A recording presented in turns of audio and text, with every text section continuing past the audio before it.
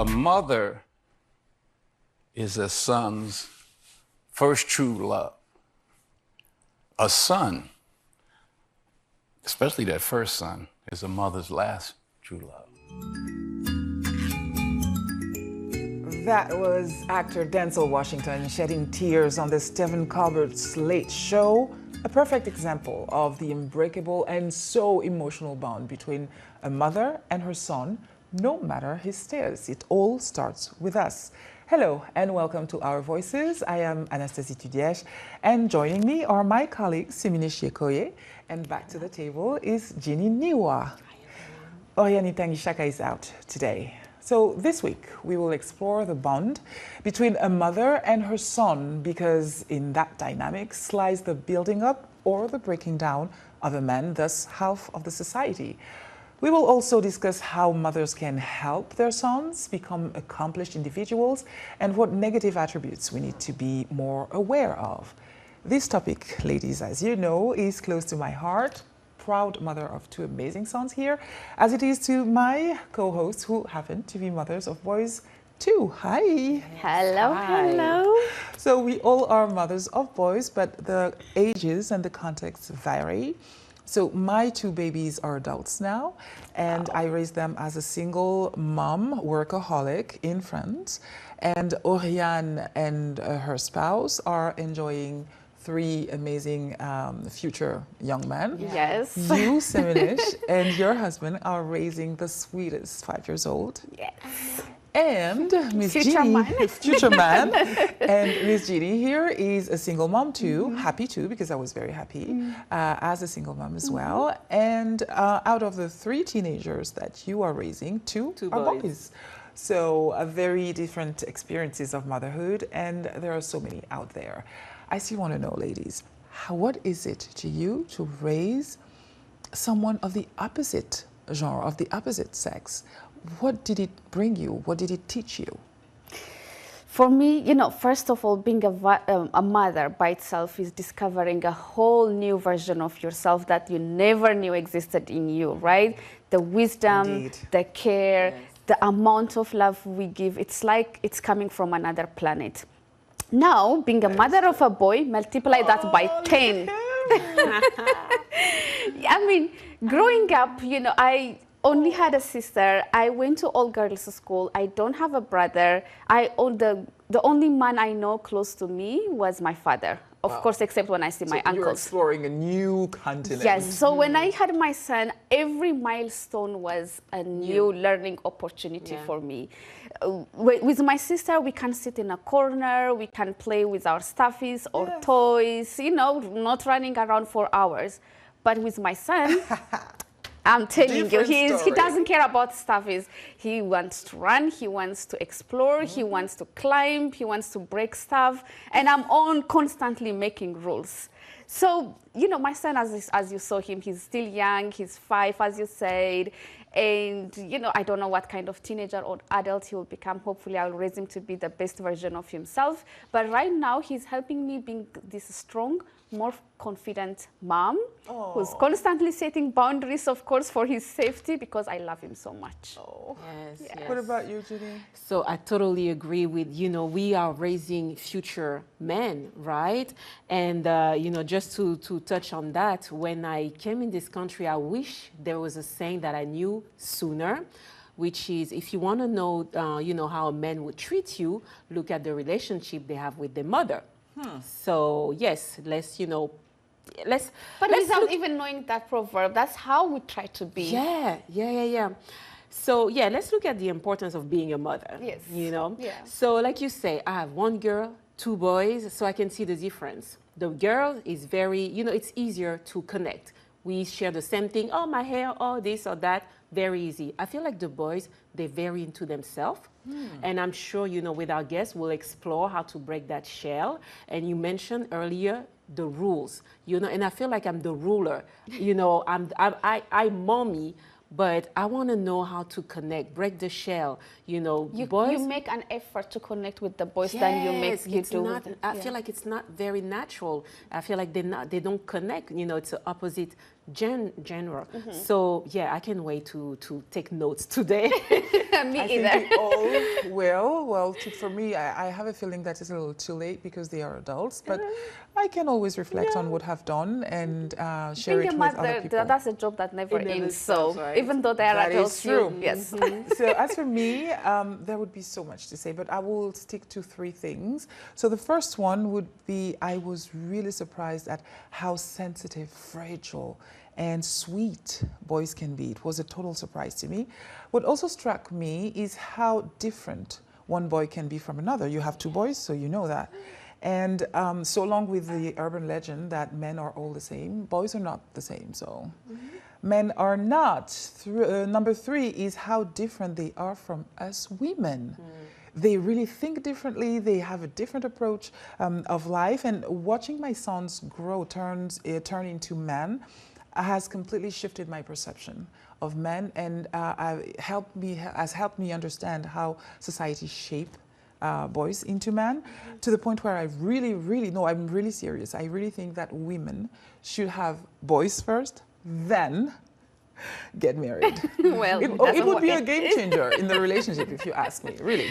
Well, I really yeah. believe that. So this is us. What about you? What are your thoughts about that unique relationship between a mother and her son? Let us hear from some mothers. Reporter Kwame Ajaho has asked that very same question to women in the streets of beautiful Accra, Ghana. Jocelyn Banini Pomeroy, a nurse, Cynthia Osei Asante, a healthcare worker, and Kate Ofusuhema, a seamstress, have answered. Take a listen.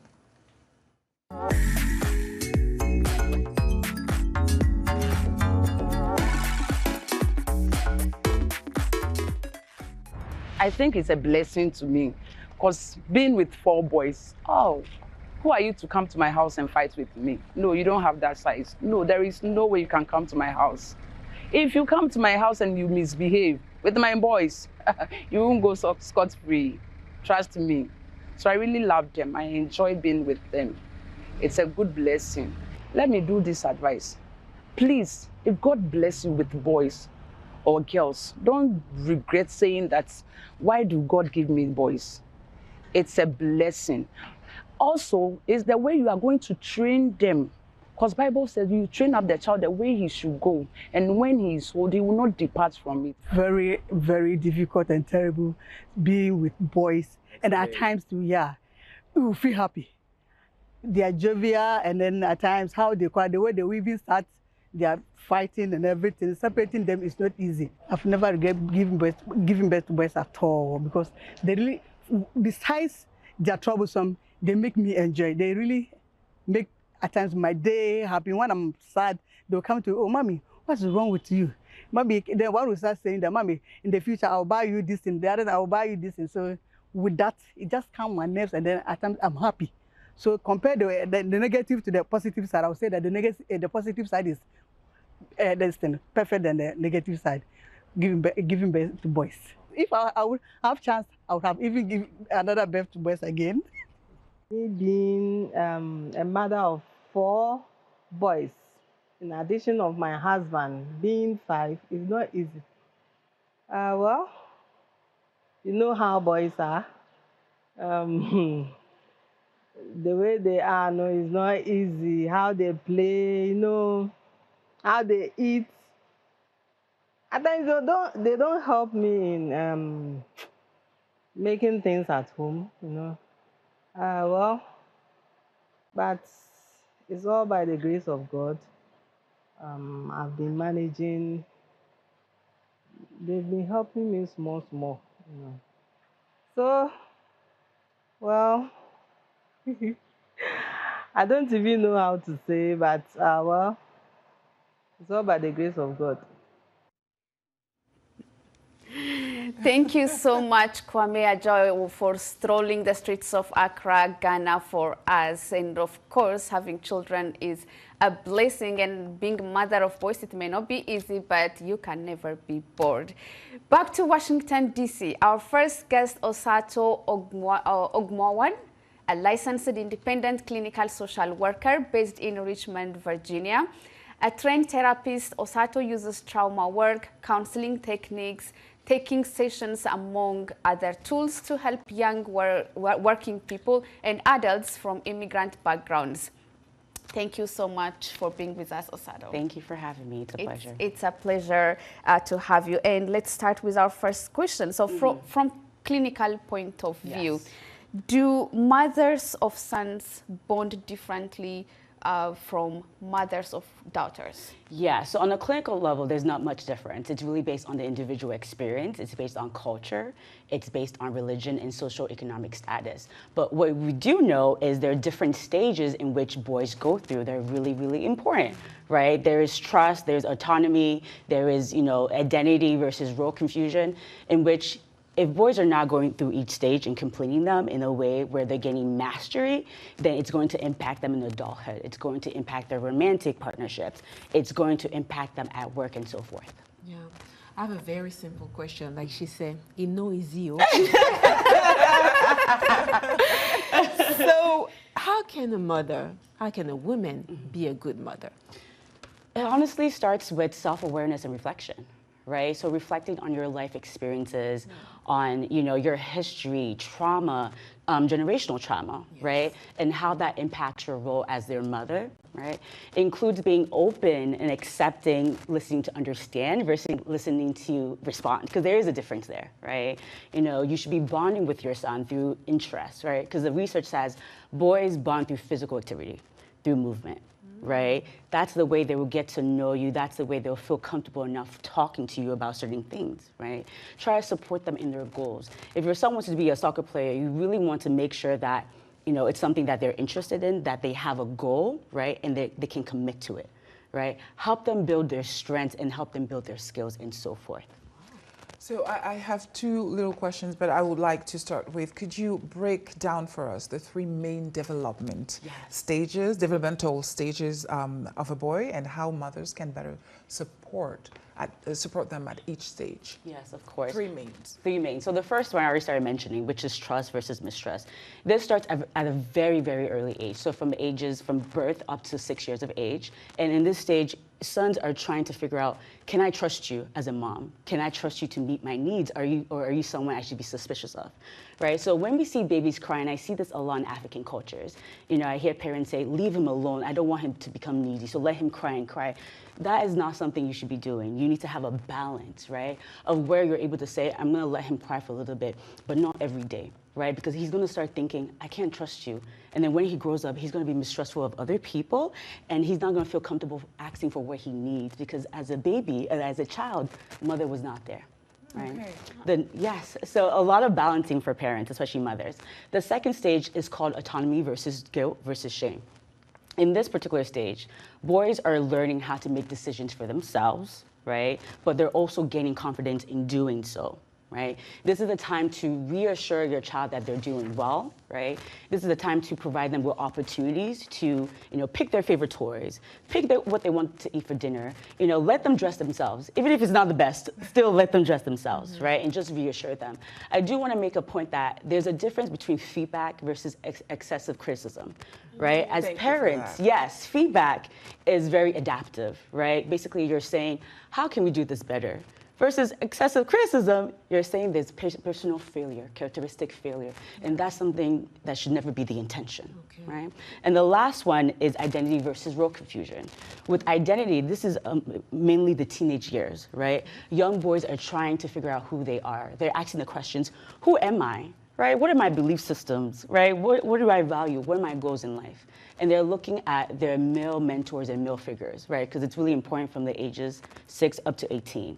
And they're going to look at their belief system and look at the belief system they were raised with and say, are there gaps in this? If there are, they're going to look and explore and be on a journey of self-discovery, right? So it's really important for parents, especially mothers, to, introduce different activities to your son.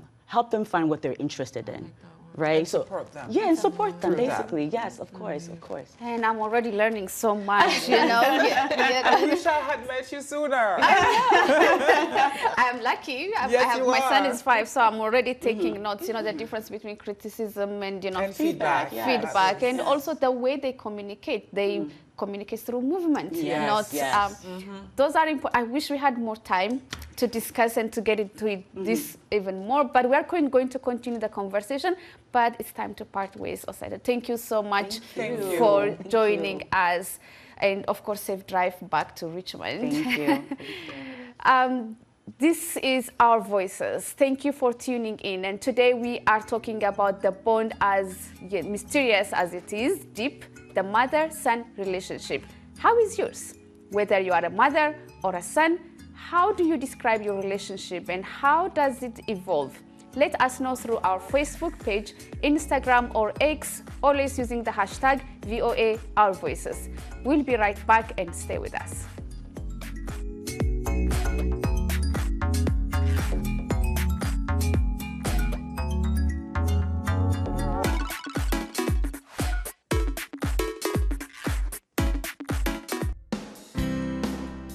Health, wellness, sport, beauty, medical breakthroughs.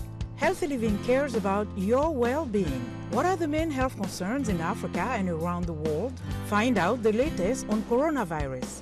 Connect with our experts and ask them questions. How long does the virus stay? Join me, Linor Mudu, in Washington, every week on Healthy Living, right here on VOA.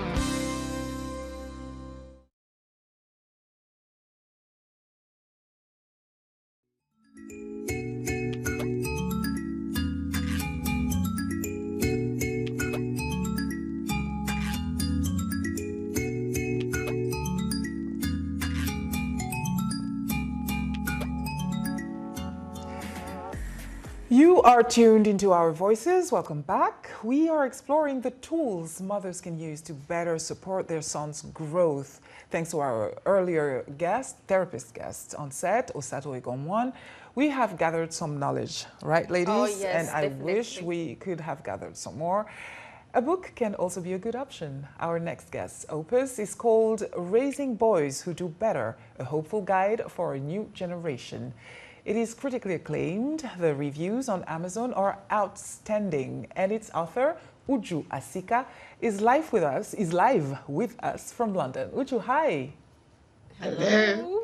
So, thank you for being with us. You are the multi-hyphenated type: journalist, screenwriter, creative consultant, blog writer, digital consultant, and mother of 3 boys.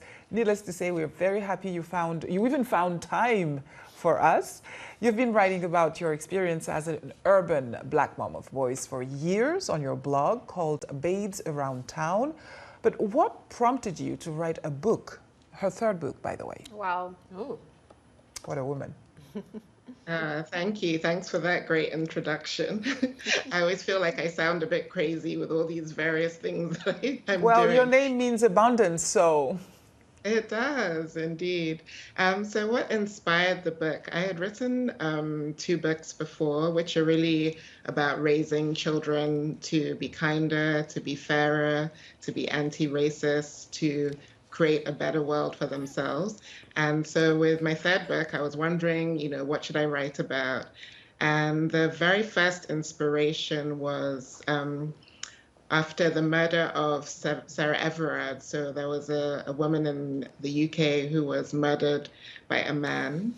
And this provoked a huge response from women, and especially from mothers, thinking about how do we raise the type of man who will not be a threat to women.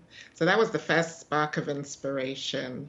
Then in the summer, I was invited to a piece in the Observer newspaper, which was all about how to raise a boy in today's world.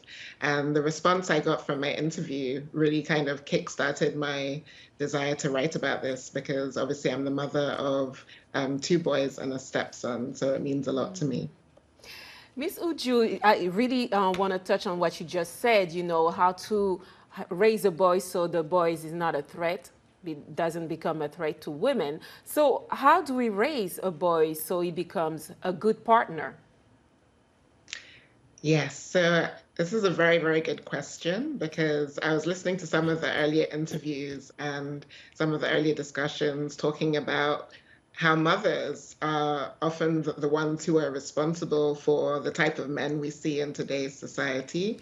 So it really does start with a lot of self-interrogation about your own values. You know, what do you value in a good partner? What does that even mean to be a good partner? For a lot of young men in today's world, most of them have been raised with this idea of being a good partner means I'm a provider, I pay the bills, I put food on the table. But if you actually ask yourself, what does a good partner mean to me? Like for me, I ask myself that question. And for me, that's somebody who takes care. Like somebody who can, yes, they can take care of business, but they can also take care of their children. They can take care of their home. They can take care of their well-being. They can take care of my heart as their partner. So, and you'll notice I spoke about care a lot because this is often the missing piece when we talk about raising boys.